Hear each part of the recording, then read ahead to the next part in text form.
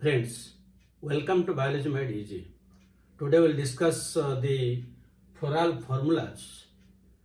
We have discussed the different parts of a flower, starting from the bract, bracteole, calyx, corolla, androecium, gynoecium, and in each case we have discussed some characters that are present in a flower. But all these characters can be represented in the form of a formula. So by just looking into the formula, we can tell most of the important characters present in that particular flower. So in a floral formula, in what form will it represent it? A floral formula is represented in the form of letters, numbers, and symbols. That means we can represent the floral formula of a particular flower in letters, in numbers, and in symbols. And while discussing the different types of floral formulas that are assigned to a particular flower, also we'll discuss the characters so that your idea will be completely clear how the floral formula is written and how the characters are present. So, in case of floral formula, just we have to start with a flower, not the vegetative characters like that of the stem or root. Only from the flower we have to start. So, in a flower, the first thing is there may be a bract or there may not be bract. So, if a bract is present, then it is written as BR. BR means bracteate. And if this bract is not present, then it is known as EBR, that means it is ebracteate. So we have to write either bracteate or ebracteate depending upon what is present. Now, what is this bract? Suppose this is one stem, this is node, and from this node one flower is coming out. So this is the stalk or pedicel of the flower. Now, at the base of this stalk, if there is any leaf-like structure, this is known as bract. This is the bract. Already we have discussed earlier also in case of flower. So, if it is present, it is bracteate. If it is not present, then we have to write ebracteate. Then the second one is bracteole. If bracteole is present, then we have to write BRL. BRL means bracteolate, and if it is not present, then we have to write EBRL. That means ebracteolate. So what is bracteole? In the pedicel, sometimes some additional leaf-like structures are present. So anywhere it is present like that. In the stalk itself, in the pedicel itself, this is known as bracteole. So if it is present, then we will write BRL, bracteolate. If that is absent, then we have to write EBRL. So this is in case of flower. Then the next thing that we have to write is whether the flower is actinomorphic or zygomorphic. That means the symmetry of the flower. Now suppose we have earlier also discussed that suppose in a flower the structure is like this, and in another case the flower is like this. So you see, in this case the flower can be divided into two equal halves by a vertical plane, or it can be divided into two equal halves by a plane like this or like this. That means in any plane it can be divided, either you divide it vertically, horizontally, or diagonally. It can be divided into two equal halves. This is known as actinomorphic. And if it can be divided only by a single plane passing to the center, these two, these are equal. This is bilateral symmetry. This is radial symmetry. So this is known as actinomorphic. So the symbol is like this. This is known as actinomorphic, and we have to give a symbol like this. This is known as zygomorphic. just like the percentage mark. That means if the flower can be divided into two equal halves by any plane passing through the center, this is actinomorphic. And if it can be divided into two equal halves by a single plane passing through it, as this is common in case of the members of family Fabaceae, where P, B in gram, all these are there, that is known as zygomorphic. And if it cannot be divided to two equal halves, it is known as asymmetric, that is found in case of Kanna, but so that is not there in your course, and that family is not there. Then the next thing after this that we'll discuss is whether a flower is bisexual or unisexual. If it is unisexual, then whether it is a male flower or female flower.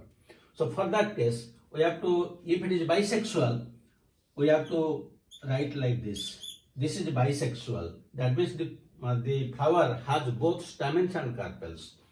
This is the symbol for bisexual. And if only this symbol is there, this is known as pistillate. Pistillate, or you can tell female flower. And the other one, if this is present like this, then it is known as staminate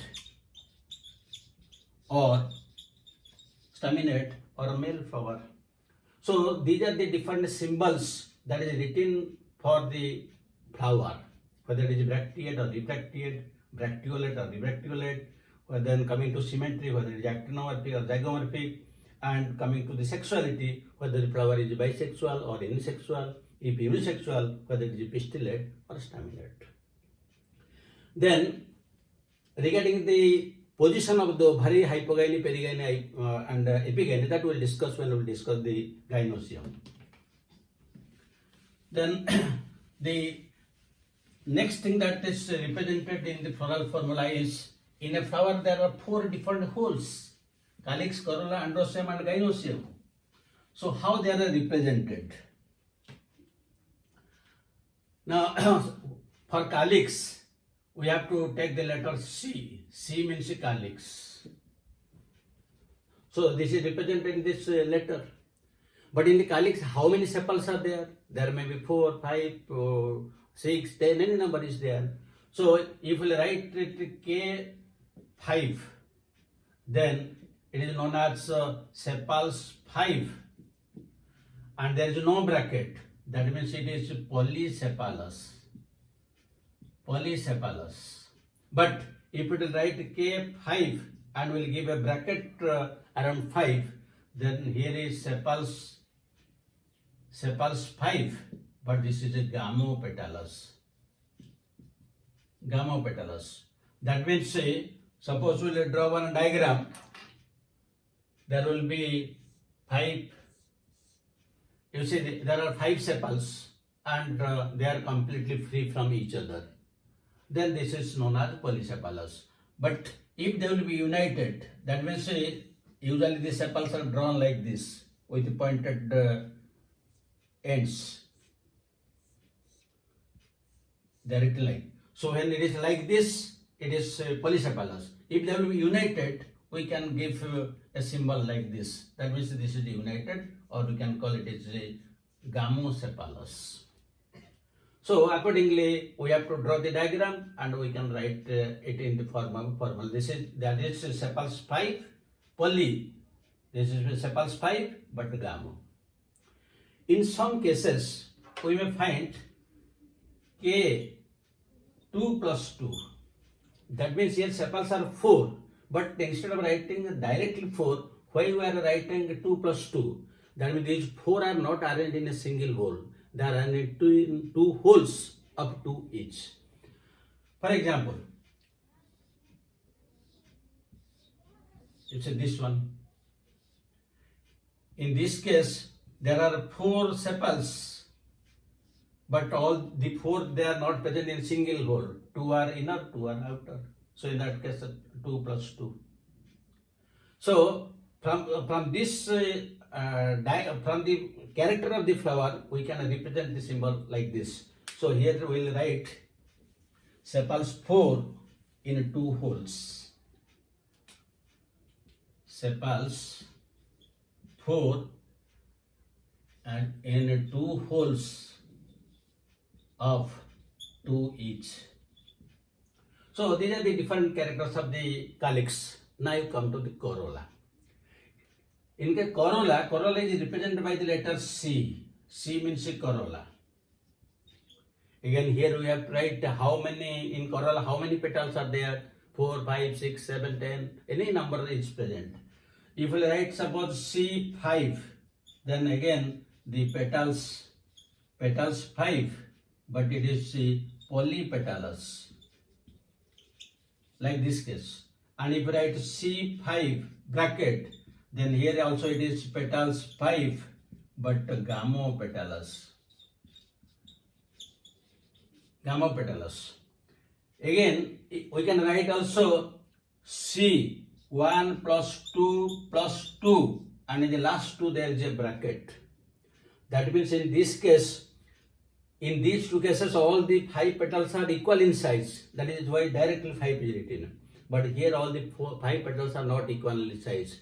They are unequal. One is very big, the other 2 are still smaller, and the another 2 are still smaller, and these 2 are only united.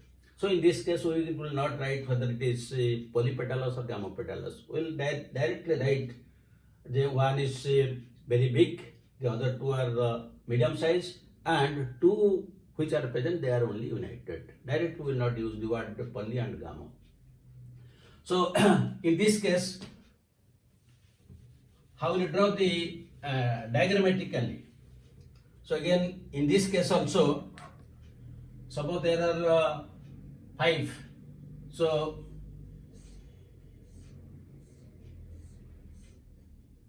usually the petals are drawn with dark lines like this. They are usually with dark lines they are represented. So you see here 5 petals are there, they are free, polypetalous. And depending upon the estimation, valuate twisted that will be drawn, but that is not, the estimation is not shown in the formula. So I am not discussing that one, that we will discuss only in the floral diagram. Then, in suppose another case. Now here there are 5 petals and all are united. So if it is united, we'll give like this. So here you see petals 5, polypetalous. Petals 5, gamosepalous. Now you come to this case. This is seen in case of members of family Fabaceae, which is in your course, and it is also seen in all cases like pea, bean, gram, where this character is found. So in this case, one of the petals is very big, the posterior one is very big, and then the 2 side ones are medium sizes, and these 2 are small in size, and they are united. So this is 1, this 1, then plus 2, and then these 2 which are united, characters of the family Fabaceae. So you see, depending upon the character that is present in the flower, how it is written in the formula. So from the formula you can guess what is the character. So this is about the different characters of the corolla. Then come to the third hole, that is androecium.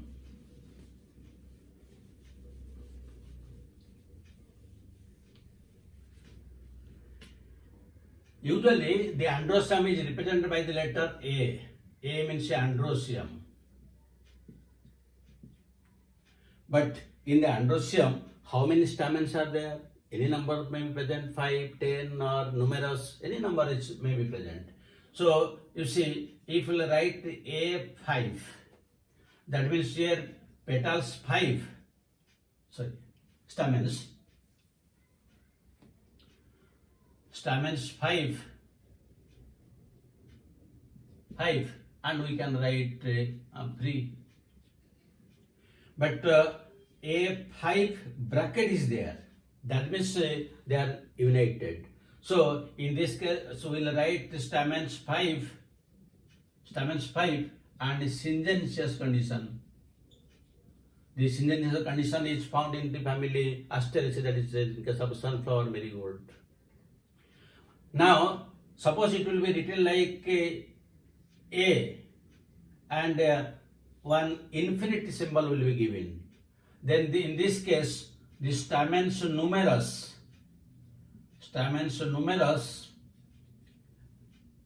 and they are free. But if we will give like a symbol, this bracket is given around this infinity symbol, then stamens numerous, and here bracket is there. That means all of them are united to a single bundle. That means this is a monadelphous. This monadelphous condition is found in case of China rose, cotton, lady's finger. We have discussed. Suppose in another case, suppose a tail is there. That means here stamens 10, but all are free. But in one case, suppose it is written a 9 bracket plus 1. That means here also 10 are there, but 9 are united into one bundle and 1 is free. That means a diadelphous. So here stamens 10 and it is a diadelphous. Suppose it may be a 3 plus 3. That means here 6 stamens are there, but they are arranged in 2 wholes of 3 each.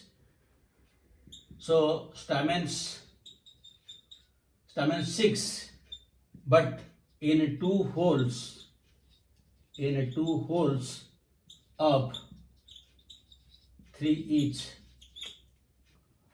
So if we'll represent them in the form of a diagram,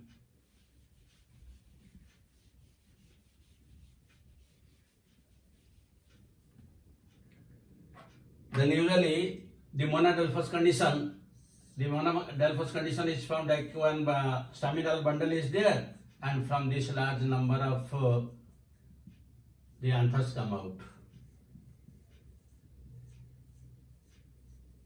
This is monadelphous condition found in China rose. That means all the filaments are united in one bundle, but the filaments are free. But in case of syngenesious, which is commonly found in case of the sunflower,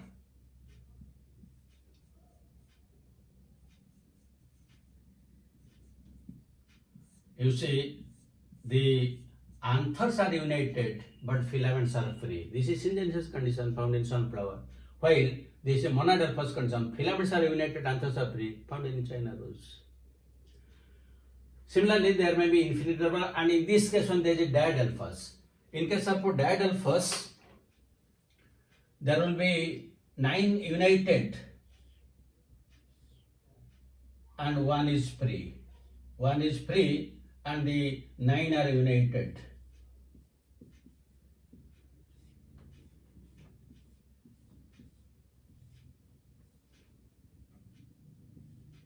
So you see here the 9 are present. In the 9 the anthers are free, but their filaments are united into one bundle and 1 is free.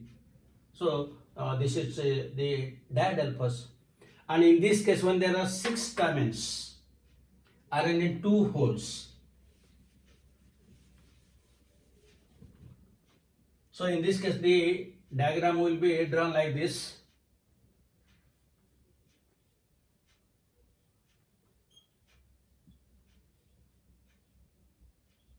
These are suppose the 3 that is present toward the inner side, then the other 3 they will be present toward the outer side.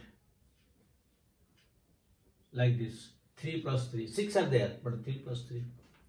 So these are the different conditions of androecium. Sometimes we also find that epipetalous condition is there. That means the stamens are united with the petals, and also sometimes they may be united with the perianth.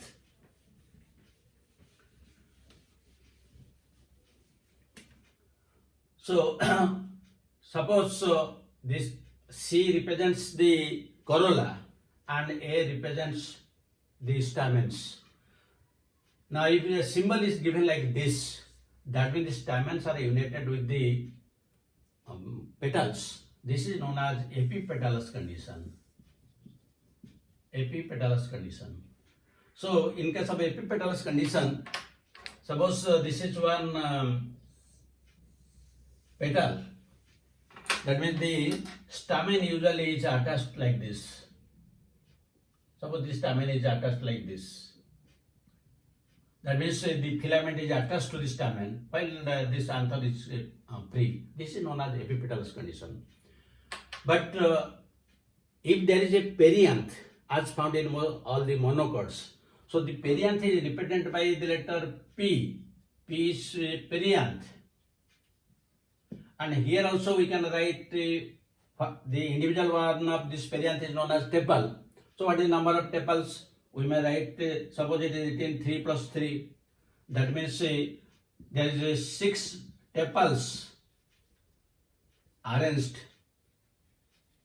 in 2 holes. Arranged in 2 holes of 3 each. And if there will be a bracket P3 plus 3, then they are united. That means that is gamopalous. 6 tepals, gamopalous, because the bracket is given, and in a 2 holes of 3 each. But suppose there is one symbol P and A, and one symbol is given like this. That means the stamens are united with the tepals like this. Here they are attached to the petals, but here they are attached to the tepals. So this is known as epipetalous condition, and this is commonly found in the members of family Liliaceae, to which the Allium cepa, Dracaena, Euca, Aloe vera, all of them belong, and that is also there in your course. So these are the different symbols for calyx, corolla, androecium, as well as perianth. Now, how the gynosium is represented? The gynosium is represented by the letter G.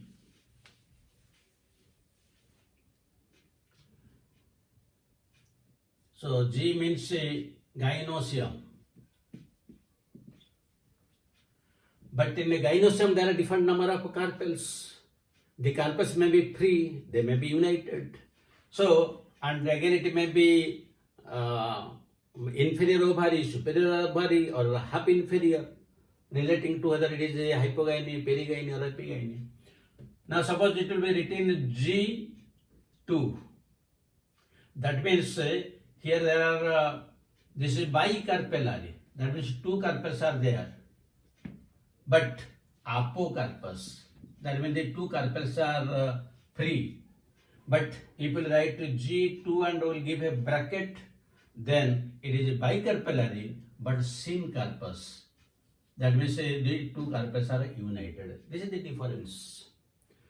Again, suppose we will give G2 bracket, that means bicarpellary syncarpus, but one symbol is given just below, either below G or below 2, anywhere you can give.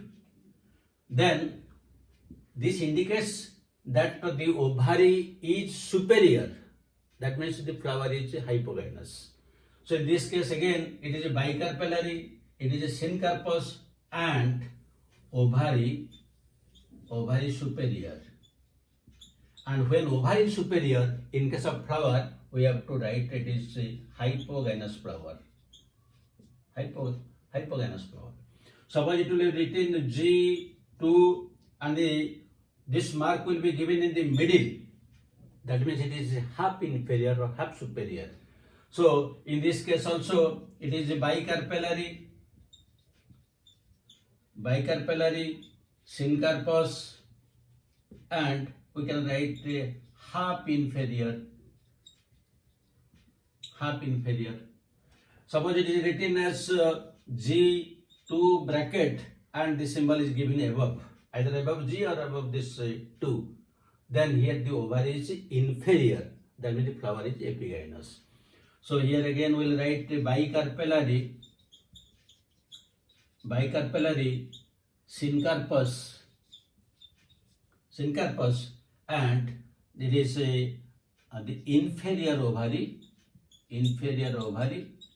or the flower is epigynous. The flower is epigynous, as commonly found in the members of Cucurbitaceae and Asteraceae, that is cucurbita, all pumpkins, cucumber, and also this is found in case of the sunflower marigold. While in half inferior, this is known as perigynous. So these are the different symbols which by writing this, just the letters, the numbers and the different symbols, we can represent a particular flower in the floral formula.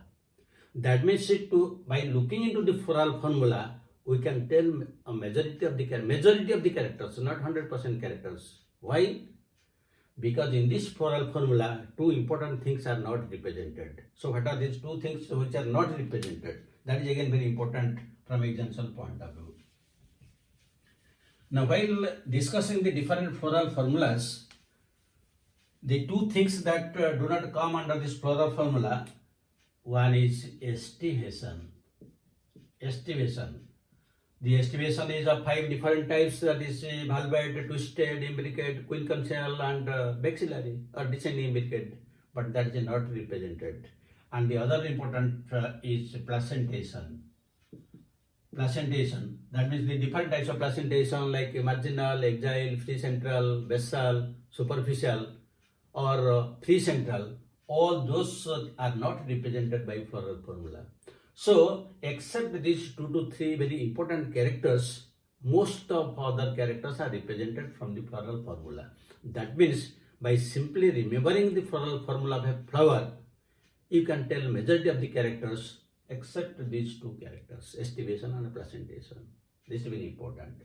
So, I hope now you have a very clear understanding how a flower is represented by different types of letters, numbers and symbols. And just by looking into them, you can tell the most of the important characters of a flower. So thank you very much for watching it. God bless you. Have a good day.